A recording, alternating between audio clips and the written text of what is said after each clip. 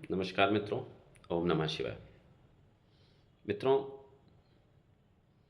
Covid का समय जब आया था, ठीक वैसा ही एक समय आने वाला है। ठीक वैसे ही जिस समय कोविड का स्प्रेड हुआ था दिसंबर 19 में, जिस तरह से ग्रहों और दशाओं की स्थिति बन रही थी, ठीक वैसी ही स्थिति अगस्त 2026 से होने वाली है। क्यों ऐसा कहना पड़ रहा है? क्योंकि ऐसी ही भयंकर स्थिति बनने वाली है, ऐसी ही विनाशकारी स्थिति बनने वाली है। क्योंकि अगर हम देखें, जब जिस दिन कोविड स्प्रेड हुआ था, उस दिन की कुंडली अगर हम बनाएं और देखें, 26 दिसंबर 2019 में लग्न में आर्द्रा नक्षत्र में लग्न की स्थिति बन रही थी। सूर्य, बुध और गुरु मूल नक्षत्र में, और फिर राहु भी स्वयं अपने नक्षत्र में। तो कहने का मतलब यह है कि लग्न और राहु दोनों अपने नक्षत्र में हैं, मतलब राहु के नक्षत्र में। सूर्य, बुध और गुरु ये तीनों मूल नक्षत्र में। मूल नक्षत्र केतु का नक्षत्र होता है। अब अगर हम आज की स्थिति देखें तो ये जो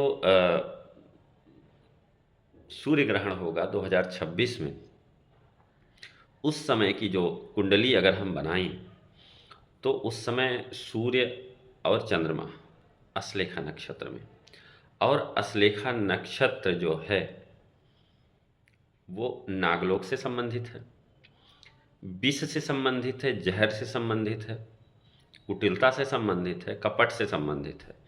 तो छल और कपट लोगों के साथ होगा, और छल और कपट के द्वारा लोगों तक जहर परोसा जाएगा। अब फूड पॉइजनिंग की स्थिति बन सकती है, या खाने से संबंधित कुछ ऐसा होगा जो कि चौथा भाव पीड़ित है। चौथा भाव लोगों के जनता का होता है, और चौथा भाव भाव पेट से संबंधित स्थितियां बनती हैं। क्योंकि चौथे भाव में जो है पाप कर्तरी योग भी बन रहा है, तो जनता परेशान होगी, जनता त्राही त्राही करेगी। फूड पॉइजनिंग से कुछ ऐसा हो सकता है, क्योंकि जिस तरह के की स्थितियां बन रही हैं, जैविक अटैक की स्थिति अब सीधे तरीके से वार की स्थिति कम ही बनेगी। जो डिप्लोमेटिक राष्ट्र हैं, जो डिप्लोमेटिक स्टेट हैं, वो कुछ ना कुछ प्रॉक्सी वार की स्थिति में प्रॉक्सी वार करते हैं, जिसकी वजह से पूरा विश्व परेशान होता है। तो वही स्थिति बन रही है कि अगर लोगों का जो डिब्बा बंद उत्पाद होता है, पैक्ड फूड होते हैं, पैकेज्ड फूड होते हैं, उन सारी चीज़ों में कुछ इस तरह से जैविक चीज़ों को इम्प्लीमेंट कर दिया जाएगा, जिससे लोग खाएंगे और मरेंगे, और उनको कुछ ऐसी बीमारी होगी। जैसे जैसे अगर छठवां भाव हम देखें उस समय की कुंडली का, तो उसमें शुक्र नीच का है। तो शुक्र नीच का होने की वजह से व्यक्ति के अंदर कुछ ऐसी बीमारी होगी, किडनी से संबंधित समस्याएं हो सकती हैं। आठवां भाव मंगल का है और जेनेटिक डिसऑर्डर हो सकते हैं। तो कुछ ऐसी बीमारी होगी जिससे लोगों की बड़े पैमाने पर मृत्यु की स्थिति बनेगी, और वह स्थिति बड़ी खतरनाक होगी, कोविड जैसी ही खतरनाक होगी। अगर हम देखें, 10th हाउस के मालिक यानी या 11th हाउस के मालिक 12th हाउस में जाके बैठ गए हैं, तो क्या स्थिति बन सकती है? स्थिति ये बनेगी कि जनता में रोग होगा, हॉस्पिटल भर जाएंगे, हॉस्पिटल की स्थिति बड़ी भयावह होगी कि एक तरफ से लोग एडमिट होंगे, लोगों का व्यय होगा, जनता का क्षय होगा, धन का क्षय होगा। और चूंकि 10वां घर राजा का भी होता है, तो 10वें घर से स्वामी जो है, अगर आपके द्वादश भाव में बैठेंगे, तो कहीं ना कहीं राज्य सत्ता से संबंधित भी राजकोष का भी व्यय होगा उस स्थिति से निपटने के लिए। तो और अगर हम देखें, छठवें भाव के जो स्वामी हैं वो बुध हैं, वो जा कर के 4th हाउस में बैठ गए हैं, चौथे भाव में बैठ गए हैं। तो यह भी स्थिति बड़ी खतरनाक है, क्योंकि छठवां भाव होता है रोग, रिपु और ऋण का, और चौथा भाव होता है जनता का। तो रोग किसके बनेंगे? जनता के।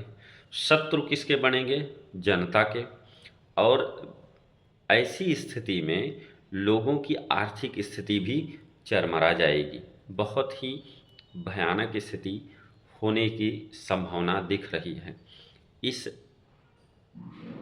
सूर्य ग्रहण के बाद, यानी कि 12 अगस्त 2026 के बाद। क्योंकि शनि की जो दृष्टि है वो शुक्र पर बन रही है, शनि की सप्तम दृष्टि शुक्र पर है। तो कुछ ऐसी स्थिति बनेगी, असाध्य रोग भी होंगे लोगों के, क्योंकि 12वां घर हॉस्पिटल का है। 12वें घर में बैठ कर के शनि 6वें घर पर दृष्टि डाल रहे हैं। तो 6वां घर में शुक्र बैठे हुए हैं, नीच के बैठे हुए हैं, तो व्यक्ति को किडनी से संबंधित बीमारी देंगे, नसों से संबंधित बीमारी दे सकते हैं, क्योंकि शनि जो है नसों से संबंधित बीमारी देते हैं।